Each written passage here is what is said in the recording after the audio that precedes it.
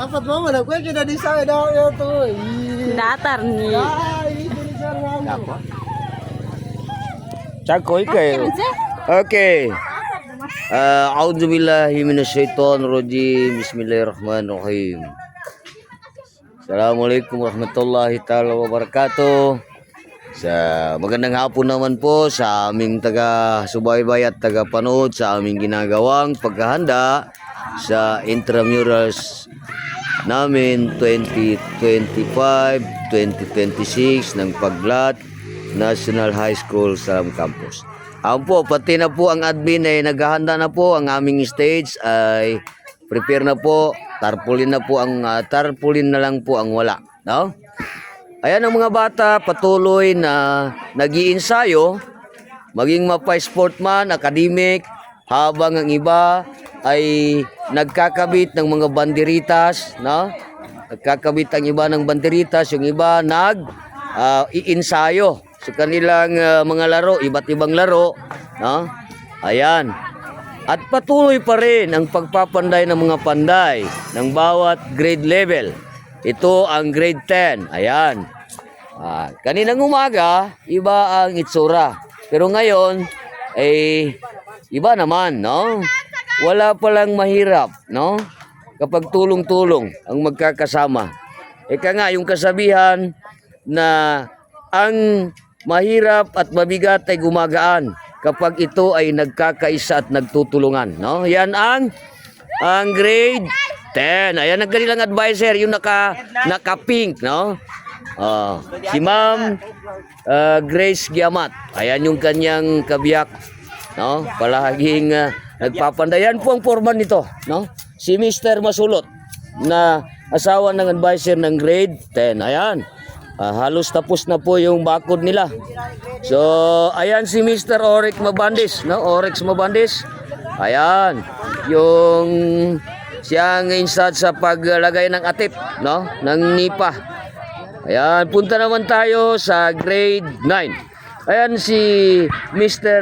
Boni Abpa, no? Kahapon nandun sa grade 7 pero nandito naman sa grade 9. Bakit? May anak siya sa grade 9 at saka sa grade 10. Isa po yan sa empleyado ng ating Municipal Local Government Unit ng Paglat. Ayan, iba na po ang itsura ng boat ng grade 9. Ayan, halos patapos na rin po, no? Wala lang dyan is mga palamuti at dekorasyon. Papasok tayo sa loob ng boat ng grade 9. Andyan si Mr. Awil, in charge sa paglalagay ng atip. Mr. Awil, asawa ng ating minamahal na barangay sekretary ng Barangay Salap. Ayan ang kanyang katuwang, na kanyang bilas. Si Mr. Alpi Pakalang, walang pagod. Ilang araw na, no? Ayan, nandito sila. May mga tanim ng bulaklak at talagang buhay na buhay yung mga bulaklak. Ayan, yan yung mga batang nagkakabit ng mga banderitas. Habang ang iba ay nag-iinsayo para sa kanilang paghahanda sa mga iba't ibang laro, no? At patimpalak. Maging academic at saka sports. Track and field. Yung musical and literary contest. Yan. Ayan, yan. Bago tayo alis sa grade 9, ay talagang tutukan natin kung ano ang nabago.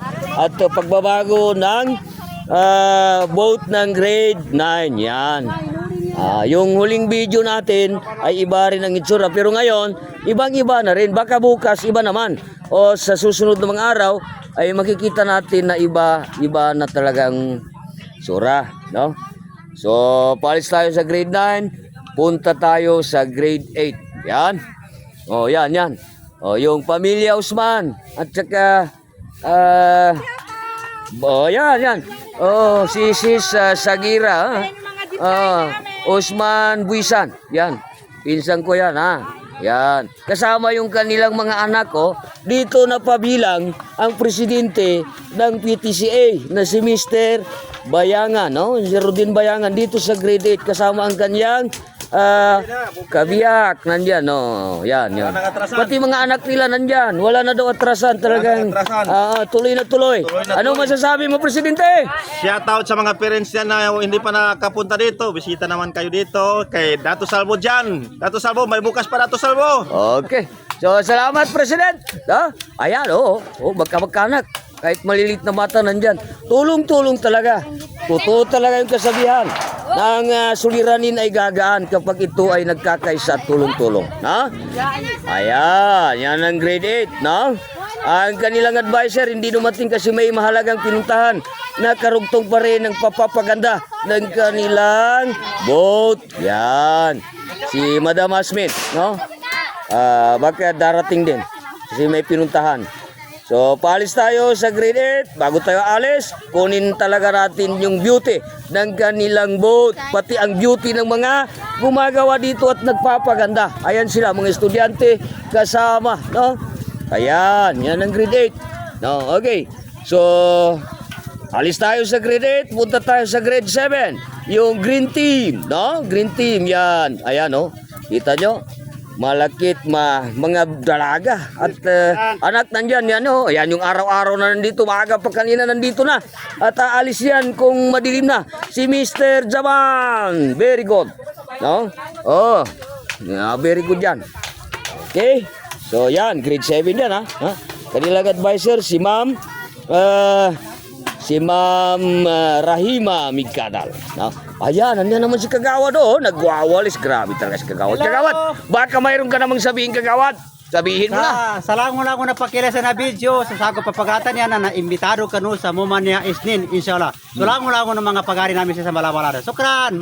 Okay, salamat Kagawad. Sukran. Ayan, yung anak ni Mr. Zaman, talagang pamilya-pamilya na ito. Kasi talagang ang barangay government ng salamat sa ang mga school dito ay talagang ginagawang gabay nila ang advokasya ng aming munisipyo, ng aming minamahal na mayura na maayos na edukasyon at kaaya-ayang edukasyon, magandang kabuhayan. Yan yung kanilang advisor. Kaway ka naman dyan, ma'am. Yan, si Madam Rahima Tuluganan Migkadal. Yan.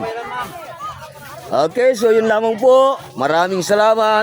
Magandang buhay sa ating lahat. Wassalamualaikum warahmatullahi ta'ala wabarakatuh.